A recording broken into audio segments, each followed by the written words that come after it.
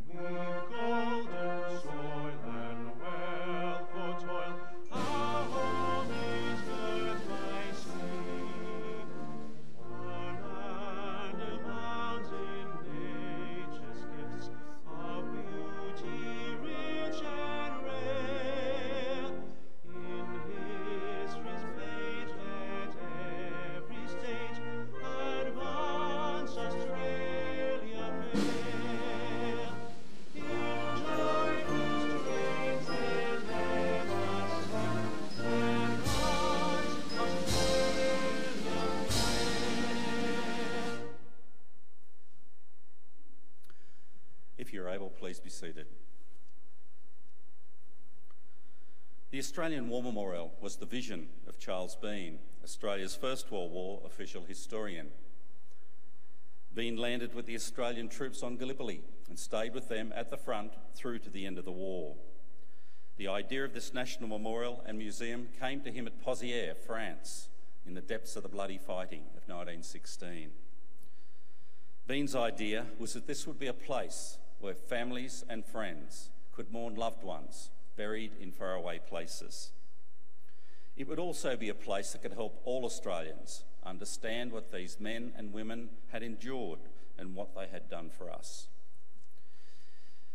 Bean's vision, to which we remain true, is best expressed as inscribed in the entrance to the memorial's galleries. Here is their spirit in the heart of the land they loved, and here we guard the record which they themselves made. Tonight we'll read the story behind just one of those on the Roll of Honour, which lists the names of more than 102,000 men and women who have given their lives for us in war and operations over more than a century. But first we present a lament, Flowers of the Forest. Wreaths and floral tributes will now be laid at the base of the Pool of Reflection.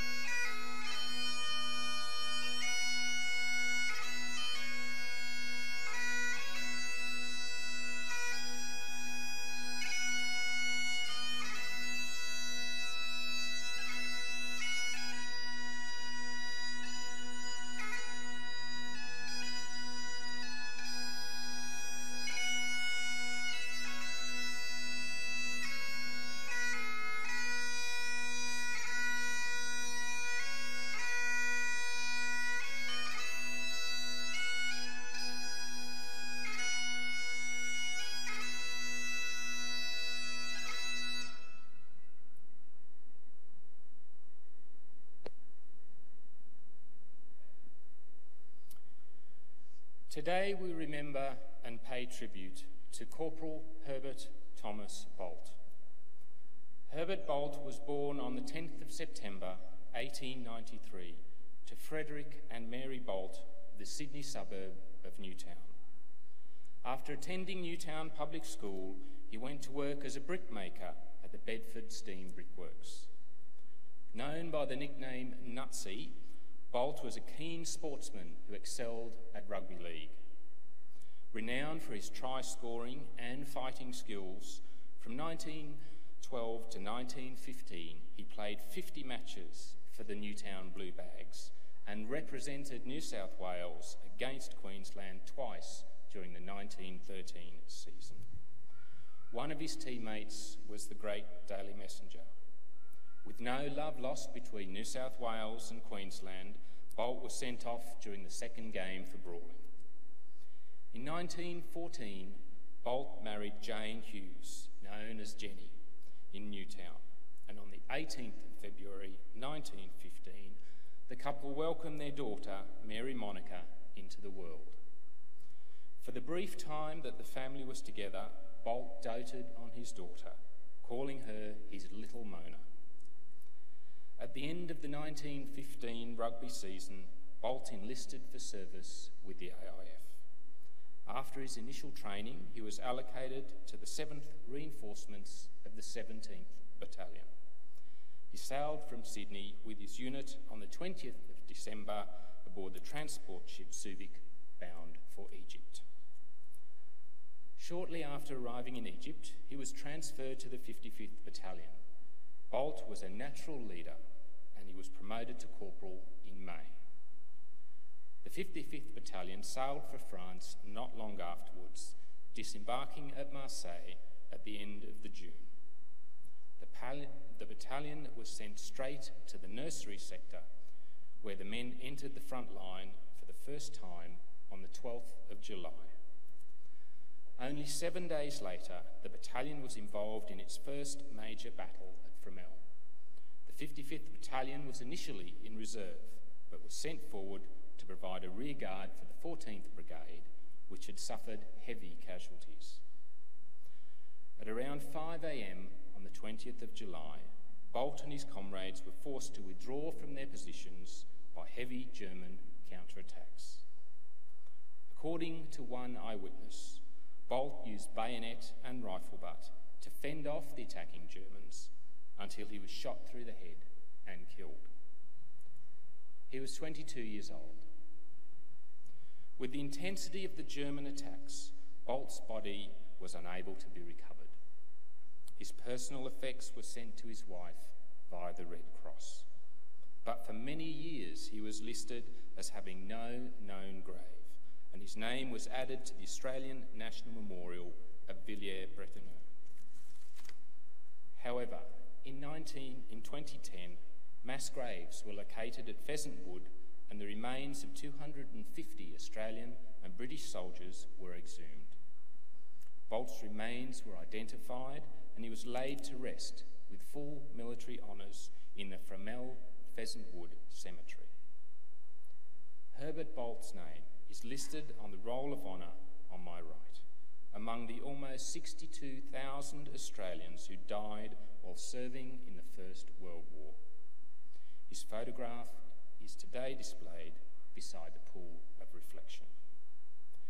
This is but one of the many stories of service and sacrifice told here at the Australian War Memorial.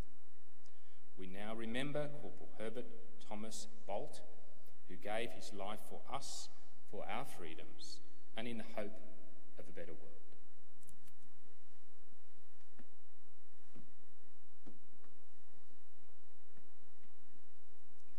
Please stand for the reading of the ode and the sounding of the last post.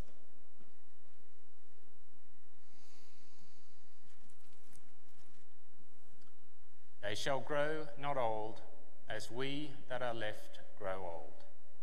Age shall not weary them, nor the years condemn. At the going down of the sun and in the morning, we will remember them. We will remember them.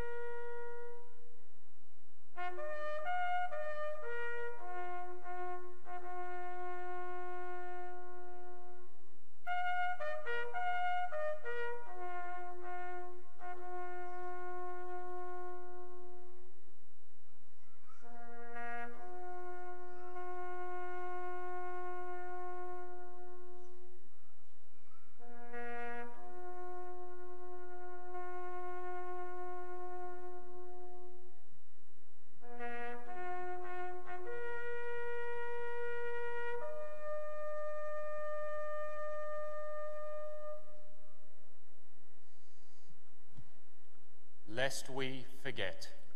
Lest we forget.